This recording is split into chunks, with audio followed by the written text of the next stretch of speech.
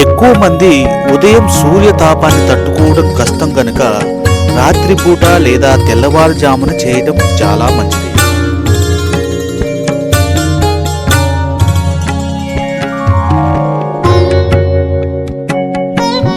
రమణాశ్రమానికి 2 కిలోమీటర్ల దూరం వెళ్ళిన తర్వాత కుడివైపు తిరిగి రోడ్డు మధ్యలో వినాయకుడి గుడి వస్తుంది. అక్కడ నుండి కొండను చూస్తే నందిలా కనిపిస్తుంది.